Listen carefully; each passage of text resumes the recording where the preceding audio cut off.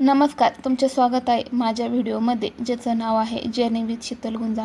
श्रावण चालू आहे, त्याच्यामुळे धार्मिक स्थळांवर सर्वजण देवाला जातात। त्याच्यामुळे आज आम्ही पण डोंगरगण येथे देवदर्शनाला गेलो होतो। इथं गोरक्षनाथाचे खूप भारी मंदिर आहे।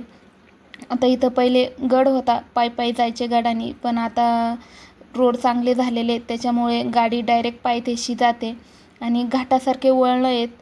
आणि जसं आपण बाहेर फिरायला जातो, जसं वातावरण राहतं तसंच वातावरण इकडचं। भरपूर हिरवंगार आहे, दऱ्याखोऱ्या आहेत। घरातील सर्व पाहुणे, गावाकडचे, आजूबाजूचे सर्वांना आम्ही घेऊन गेलो होतो।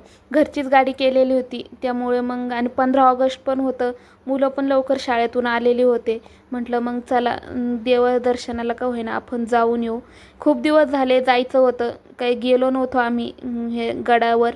आणि जे पहिले आजी आजोबा असे सांगतात की गरब्याच्या डोंगरावर जर पाऊस जर फुटला, म्हणजे दिसायला लागला पडतोय तिथं, तर आम्ही जर पेरणी करत असलो तर आम्हाला पाभरी सोडूस तर आणि बैल वावरातून बाहेर काढूस तर पाऊस येत होता आपल्या गावावर। आणि 15 ऑगस्ट होतं, त्याच्यामुळे सर्वांना सुट्टी होती, गर्दी पण जास्त होती। आम्ही जवळजवळ अर्धा ते 1 तास लाईनमध्ये लागलो आणि आता गाभाऱ्यामध्ये आलेलो होतो, तेथे पण लाईन होती आणि आमचा पहिलाच वेळ होता, त्यामुळे काही माहीत नव्हतं आम्हाला। आम्ही जे नारळ फोडण्याकरता बाहेर ठेवलं होतं, जागा होती एक, मग काहींनी पाहिले की तिथं नारळ फोडतात, त्यामुळे मग आम्ही पण नारळ फोडले। पहिलीच वेळ होती, त्याच्यामुळे काही माहीत नव्हतं।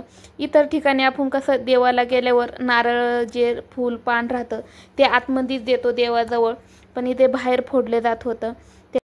गोरक्षनाथ देवांना चपातीचा मलिदाचा नैवेद्य लागतो, त्याच्यामुळे आम्ही घरूनच मलिदा करून आणला होता। थोडा जास्त करून शिरा पण आणला होता, कारण की भरपूर जण होतो, त्याच्यामुळे म्हटलं तिथं पण वाटणं होईल आणि सर्वांना खाणं होईल। मसाले भात आणला होता आणि काहींनी डबे पण आणले होते, तर म्हटलं जाऊ दे, आपले पिकनिक पण होईल, देवदर्शन पण होईल।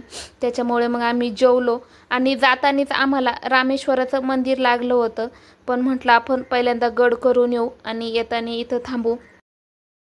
मंदिरामध्ये आलो, दर्शन केले, इथे शिवलिंग होते आणि थोड्याच अंतरावर भरपूर गर्दी झाली होती, तिथे पण लोक जात होते।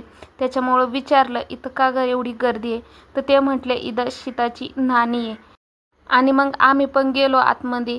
इथं गुफा कशी राहते तशी वाट होती आणि सतत पाणी वाहत होतं, त्याच्यामुळे मग घसरत पण होतं, शेवाळ होतं। आतमध्ये गेलो, दर्शन घेतलं आणि ते बाबांना विचारलं, म्हटलं बाबा हे काय, इथलं काय माहिती आहे? तर त्यावेळेस बाबा म्हटले की ज्यावेळेस राम सीता वनवासाला आले, त्यावेळेस सीतेला आंघोळ करण्याकरता ही सोय केलेली होती आणि इथे रामांनी बाण मारलेला आहे आणि हे जे पाणी वाहतंय हे जिवंत पाणी आहे। माझे असेच रानातील नवनवीन व्हिडिओ पाहण्याकरता आणि धार्मिक व्हिडिओ पाहण्याकरता जर्नी विथ शीतल गुंजा या चॅनलला लाईक, शेअर व सबस्क्राईब करा। धन्यवाद।